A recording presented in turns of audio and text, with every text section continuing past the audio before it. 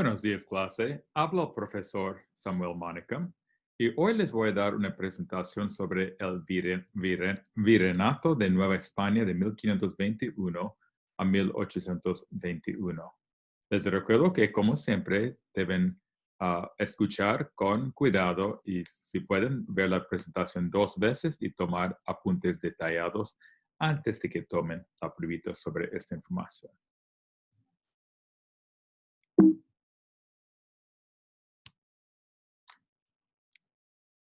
Hay que recordar que la Nueva España fue construida sobre lo que destruyeron los españoles, que derrumbaron en menos de 2 años lo que los mexicas habían construido a lo largo de 200 años. Y encima de las ciudades destruidas, construyeron la nueva sociedad, literalmente. Como les había dicho antes, usaron las mismas piedras de los mismos templos para construir los nuevos edificios, las iglesias, los palacios, etcétera, etcétera. Así, en ese sentido, el mundo indígena se iba quedando sepultado poco a poco. Y como les había enseñado esta foto antes de la pirámide de Cholula, allá arriba vemos la iglesia que construyeron los españoles de Nuestra Señora de los Remedios, literalmente construida sobre una pirámide muy antigua de más de 1000 años en Cholula. Sin embargo, hay que recordar que después de la conquista en 1521, aquí abajo en el mapa vemos la Ciudad de México, que era Tenochtitlán. No, todavía toda la parte del norte no estaba conquistada. Y por medio de muchas campañas de conquista de 1526, por ejemplo, 1538, 1571 y hasta finales del siglo XVI, todavía los españoles estaban conquistando y subyugando las tribus indígenas del norte y que muchas veces no se dejaban conquistar tan fácilmente. Así que era un proceso largo que llevaba más de casi un siglo para pacificar y conquistar y subyugar por completo todo el territorio que ya tenía el nombre del Virreinato de Nueva España o simplemente Nueva España. Y aquí, una vez que habían conquistado los territorios, había 7 reinos de qué consistía Nueva España. El reino de Nueva Vizcaya, aquí en el norte, de Coahuila, el reino de León, de Nueva Galicia, de la Nueva España, gobierno y capitanía general de Yucatán y luego el reino de Guatemala. Y así estaba dividido el territorio de Nueva España. En cuanto a la jerarquía política de poder, claro, encima de la pirámide de poder estaba el rey español. Y Carlos I, que tenía su reino de 1516 hasta 1556, era el rey cuando los españoles conquistaron grandes territorios en América. Pero hay que recordar que en ningún momento durante los 300 años de la colonia, ningún rey español visitó América. Bajo Carlos I sucedió la conquista de México, la conquista de los mayas en Guatemala y la conquista de Perú en Sudamérica. Después del rey estaba el virrey, que era el representante del rey en el continente americano. El trabajo de él era gobernar los territorios colonizados con justicia y proteger y amparar a los indígenas. El primer virrey era Antonio de Mendoza, que duraba de 1535 hasta 1550, y después de eso había 59 más, por un total de 60 virreyes en los 300 años de la existencia de Nueva España. Aquí vemos, ¿no? Uno de los trabajos más importantes era proteger y amparar a los indígenas, que era un tema central, una meta muy importante para la corona española desde el principio de la colonia. Las ciudades y los pueblos eran organizados en cabildos. Y aquí, en el cabildo de cada ciudad o pueblo, o como decimos en inglés, City Council, era la representación de la ciudad local o pueblo local. Y allá trataban problemas judiciales, económicos, administrativos y militares. Y los regidores eran como los gobernadores de hoy en día, de cada área o región. Y los alcaldes eran los que gobernaban las ciudades o los pueblos y así ejercían la justicia. Y el alguacil mayor aplicaba las leyes del cabildo. Es decir, el alguacil mayor sería como la policía de hoy en día.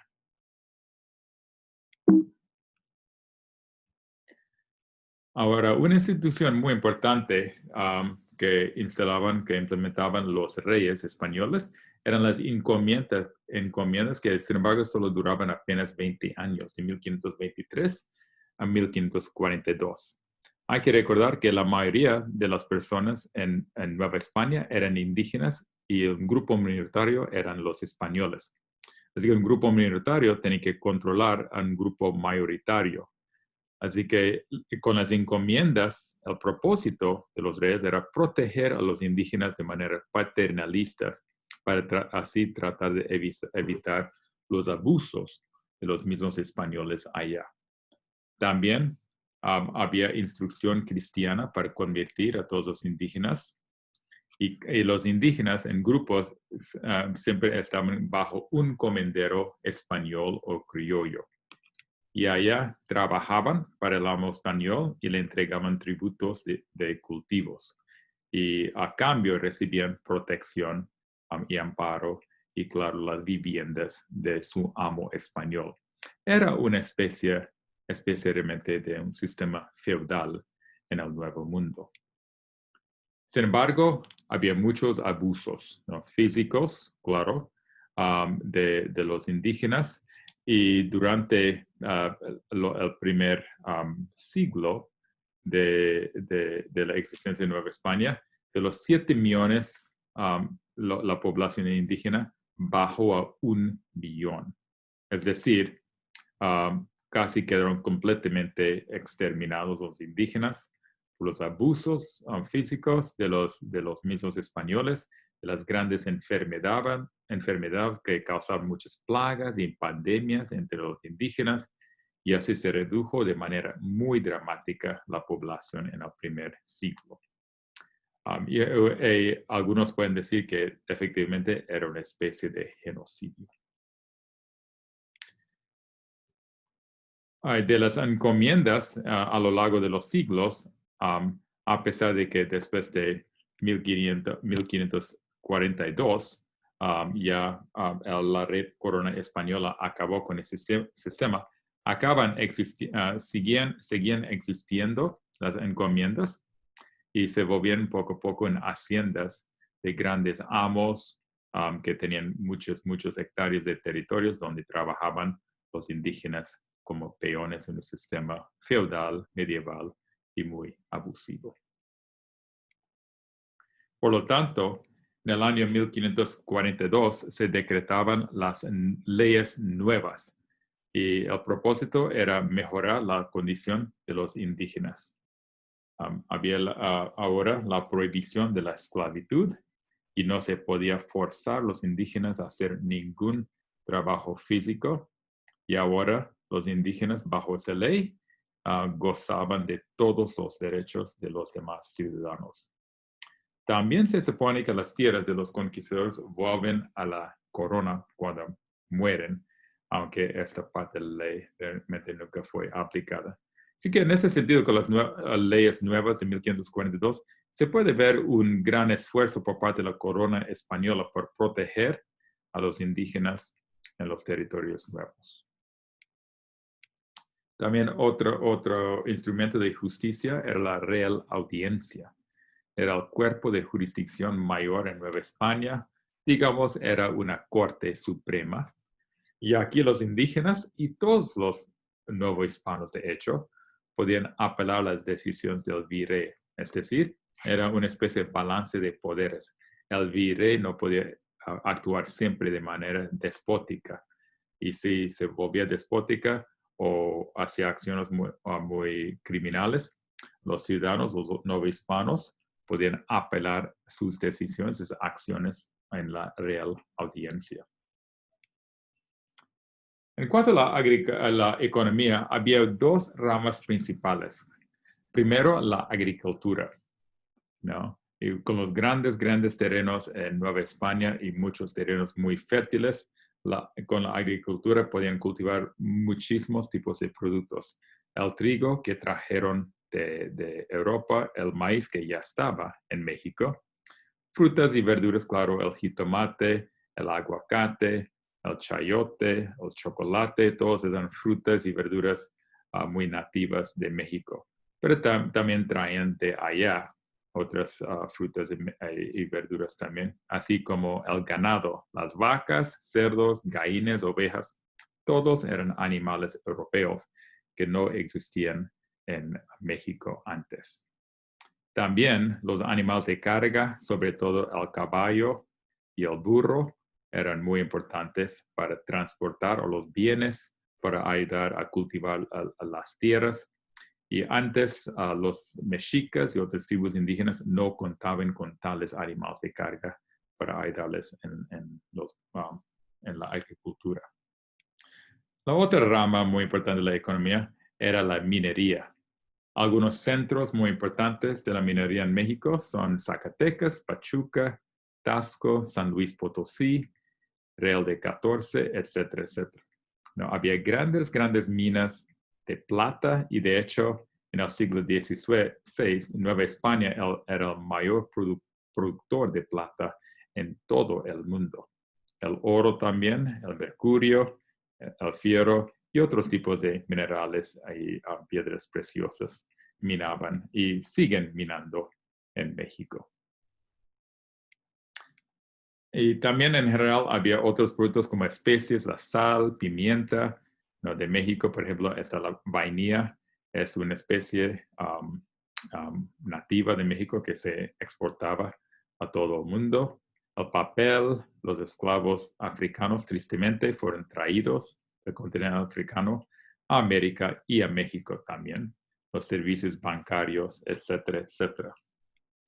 Y en este mapa vemos varias rutas de comercio durante la época del Virreinato de Nueva España. En México, los dos puertos principales eran Acapulco y Veracruz. Y Veracruz aquí, ¿no? Al lado del Atlántico y al lado Pacífico. Y de Acapulco había rutas de comercio hacia San Francisco y hay que recordar que todo lo rojizo aquí es territorio español y aquí el verde de Brasil es territorio de Lisboa de Portugal.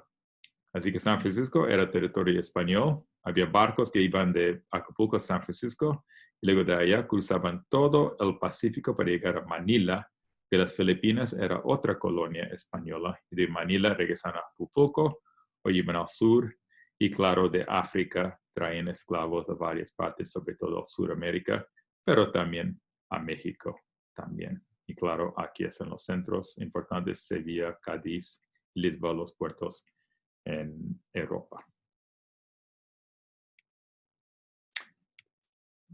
Hay que mencionar brevemente los tianguis, porque es una palabra mexica, náhuatl, para hablar del comercio local. Eran mercados indígenas desde la época prehispánica, ¿no? Que remontan a cientos, sino miles de años. Y en estos mercados, los tianguis, se hacían intercambios de productos y servicios. Y sobre todo importa el regateo, en inglés decimos bargaining, ¿no? Y el treque. El treque quiere decir que en vez de usar monedas o dinero de papel, billetes, para pagar por un servicio o por un producto, uno podía intercambiar un producto por otro producto. Por ejemplo, ¿no? Las semillas de cacao por una bolsa de jitomates, algo así. O también por un servicio de carpintería a cambio de un costal de aguacates, por ejemplo. Y eso es era muy típico en los tianguis populares callejeros durante toda la época de Nueva España. Y aún hoy en día existen los tianguis en México. Y se dice tianguis. No sé aquí hay todo tipo de productos como las pulgas en los Estados Unidos, la ropa, la mercancía, las bicicletas, otras cosas. Y aquí a la derecha, los mercados callejeros de frutas y verduras muy, muy frescas. Y todavía existe el regateo y a veces el trade también. En cuanto a la religión, no, hay que recordar que, claro, tras la espada, como dicen, tras la espada venía la cruz. ¿No? Al conquistar el territorio también había que convertir a fuerza a los indígenas al catolicismo. Una manera en que lo hacían los españoles era que escogían los hijos mayores de las familias nobles mexicas a trabajar en las iglesias, a convertirlos a fuerza y luego a trabajar en las iglesias como ayudantes de los sacerdotes y otros puestos importantes. Y así, al convertir a las familias nobles mexicas en católicas, había más motivación para que los indígenas de las clases más bajas también se conviertan o tengan motivación para convertirse. Por otra parte, la construcción de las iglesias y otros edificios religiosos fue prioridad, ¿no? Y como les había dicho, muchas veces fueron construidas con las mismas piedras de las pirámides de templos indígenas. Por ejemplo, en Cholula, donde yo vivía en México por muchos años, se puede ver en los mapas de las iglesias, que tiene más de 100 iglesias en Cholula. Cada iglesia fue construida sobre el lugar donde había un templo indígena, que derrumbaron y usaron las mismas piedras para construir las iglesias católicas. En cuanto a la conquista espiritual, junto con la religión, en las iglesias también se les enseñaban a leer y a escribir a los indígenas y también aprender a hacer oficios importantes y hacer artesanías para vender. Así que la iglesia también tenía ese lado caritativo para ayudar a los indígenas. Muy importante en México fue la aparición de la Virgen de Guadalupe en 1531 a Juan Diego en el monte de Tepayac, en la Ciudad de México. Y al aparecer esta Virgen y al convertirla en imagen central, Virgen central del catolicismo mexicano, por la primera vez los indígenas en México tienen su propia Virgen morena, local, nativa, mexicana. Y eso sería una motivación mayor para convertirse al catolicismo, que ahora es la religión única y verdadera de México. Por otra parte, los católicos españoles en México permitían el sincretismo religioso o la combinación de lo católico con lo indígena, como hemos visto con la Virgen de Guadalupe, que es morena, indígena, mexicana, ¿no? Un mejor ejemplo del sincretismo religioso es el famoso Día de los Muertos en México, donde vemos la combinación de creencias indígenas en cuanto a los espíritus de los muertos que regresan el 1 y el 2 de noviembre, el Día de Todos los Santos y el Día de Todos los Espíritus, de todas las almas en el catolicismo, para visitar a sus familias. Y aquí se hacen las ofrendas a los muertos que van a regresar. Y de esta manera se combina de manera muy llamativa, muy artística muchas veces, muy folclórica y claro, muy memorable, un día festivo en México. En este ejemplo también vemos el sincretismo religioso en la iglesia de San Juan Chamula en Chiapas. Aquí a la izquierda vemos la fachada, lo que parece una iglesia católica, ¿no? Regular, normal. Pero al entrar a la nave de la iglesia, aquí no vemos bancos para sentarse, sino una serie de ofrendas a la izquierda y a la derecha y al fondo también. Y aunque tengan las vírgenes y santos católicos, también se hacen ofrendas aquí. A muchos otros santos locales se hacen ofrendas no solamente de las velas, sino de huevos, de otros tipos de comida y frutas Y así se combinan las creencias locales indígenas con el catolicismo. En cuanto a la educación, también la iglesia tenía un papel muy importante en educar a los indígenas. Las materias incluían latín, retórica, lógica, filosofía, música, medicina nativa, y era una educación más que nada para los varones y no para mujeres. Sin embargo, la gran mayoría de los indígenas no fueron alfabetizados porque había un temor de que al aprender a leer y a escribir, a educarse, eso podía fomentar rebeliones entre los mismos indígenas. Al nivel mayor de educación, la primera universidad en México es la Universidad Pontífica, fundada en 1551, y de hecho es la segunda universidad en todo el continente americano después de la primera que fue fundada en Santo Domingo, la República de Santo Domingo, en la República Dominicana. Y de esta universidad egresan científicos, licenciados, doctores, teólogos, y en los 300 años de la colonia se titularon 30,000 licenciaturas y más de 1,000 maestrías y doctorados. Así que en ese sentido, ¿no? la educación universitaria era muy fundamental, importante, pero solo para un grupo muy pequeño y minoritario de los novohispanos. En ese sentido, vemos de nuevo como un grupo muy pequeño, minoritario, letrado, educado, poderoso, económicamente y políticamente también, controlaban a la gran mayoría de los otros novohispanos que eran analfabetos. También para las mujeres, las universidades no eran lugar abierto a las mujeres.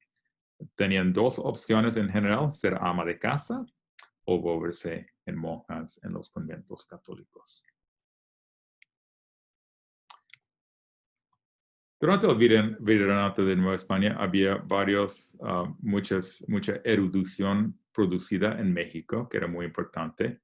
Por ejemplo, Bernardino de Sahagún compilaba un texto bastante importante que se llama Historia General de las Cosas de la Nueva España.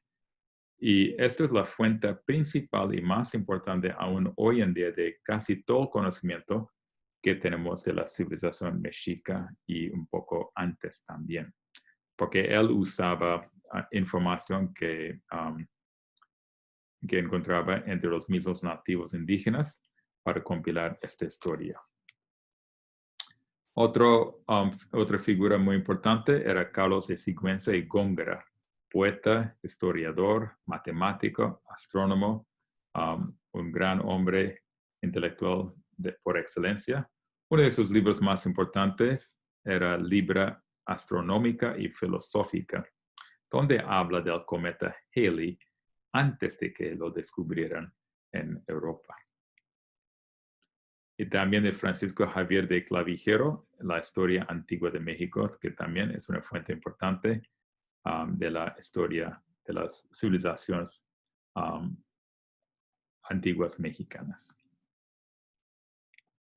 Sin embargo, quizás la figura más admirable en cuanto a los literatos era Sor Juana Inés de la Cruz. Máxima figura literaria de Nueva España, era una autodidacta determinada a aprender todo conocimiento desde niña y empezó a leer desde los 4 años. Y se negaba a casarse y entraba a un convento donde seguía con sus estudios y sus escritos. Era poeta, dramaturga, ensayista y promotora de los derechos femeninos. Y después, en una presentación que uno de ustedes va a hacer, vamos a aprender mucho más sobre Sor Juana Inés de la Cruz. La primera empresa en México fue implementada en 1537. Y aquí en esta foto vemos una de las empresas tempranas del siglo XVI en México. Y nada más en el siglo XVI publicaron 220 libros en Nueva España, y a lo largo de 300 años se publicaban más de 15,000 libros en total. Y en 9 lenguas indígenas. Y había estudios religiosos, diccionarios, navegación, tratados científicos, medicina y la docencia. Así que Nueva España era un gran centro de erudición y publicación de libros y todo tipo de conocimiento muy importante. Sin embargo, no había bibliotecas públicas y tampoco había periódicos diarios, no hasta el año 1805. El primero era el Diario de México.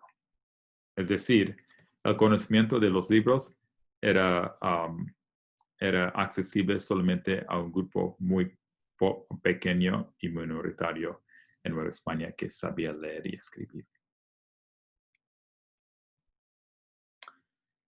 En cuanto a los grupos étnicos y las clases sociales en Nueva España, había una jerarquía muy establecida y rígida.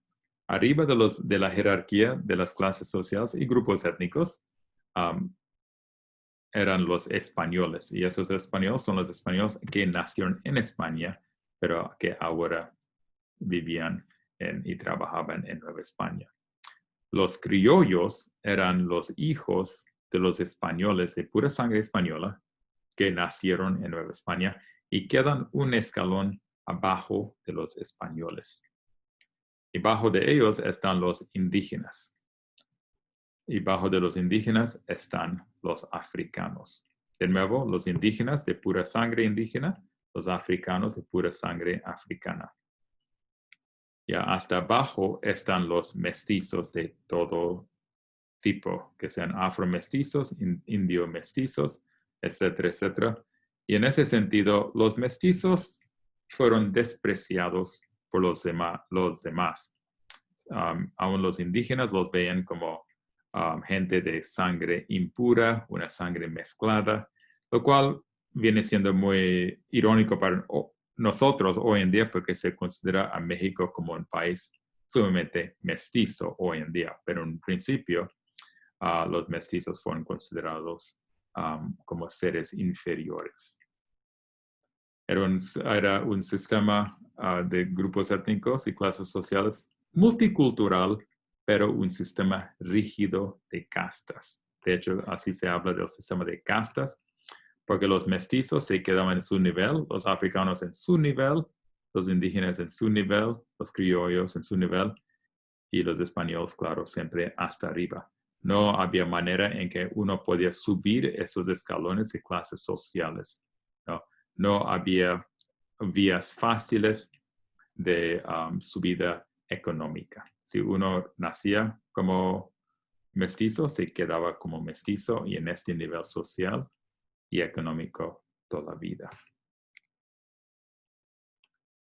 Y ya hablamos del mestizaje étnico-cultural y claro, con el tiempo a lo largo de los siglos, este grupo de mestizos se iba creciendo más y más. Desde un principio los españoles eran un grupo minoritario y los indígenas un grupo mayoritario, pero con el tiempo, con tanto mestizaje étnico-cultural, este grupo se iba creciendo y esos grupos se iban reduciendo más y más.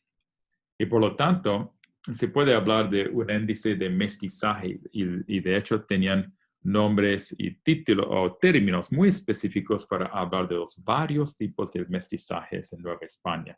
Claro, española e india es un mestizo, pero mestizo con española es un castizo. Y un castizo que se casa con española producen españoles. Así que en esta tercera variaciones volvemos a los españoles de sangre pura de alguna manera. Pero en español con la negra produce un mulato y mulato con español produce morisco. Y luego en morisco con español produce un chino. Y chino con india salta atrás, que quiere decir que es algo inferior. Y salta atrás, más mulata, produce un lobo. Y un lobo, un china, produce un jíbaro. Jíbaro y mulata, albarazado. Y albarazado y negra, cambujo. Y cambujo e india, Zambaigo. Y así vemos, ¿no? Y había otras variaciones también. Aquí vemos, ¿no? No solamente los títulos, los términos un poco chistosos, salta atrás o lobo o quizás chino aquí. Pero por otra parte, la importancia de determinar exactamente la distinción étnica, racial de cada variación de grupos étnicos aquí y de esta manera mantenerlos en su nivel económico. Y por fin en este cuadro vemos las muchas variaciones de los que yo acabo de hablarles, aquí empezando con español e india con mestizo aquí, ¿no? Y así pasando por muchas otras variaciones, ¿no? En este cuadro, un total de 16 variaciones. En ese sentido, vemos que Nueva España tenía una sociedad, ¿no? Cada vez más y más multiétnica, intercultural. No había prohibición de que no, uno se casara o no se casara con otro o tuviera hijos con este o el otro. No, había mucho flujo y intercambio muy libre de sangre, de tipos de grupos étnicos. Y eso es lo que a lo largo del tiempo acaba produciendo un mestizaje muy rico culturalmente en México. Gracias. Aquí termina mi presentación sobre el virreinato de Nueva España.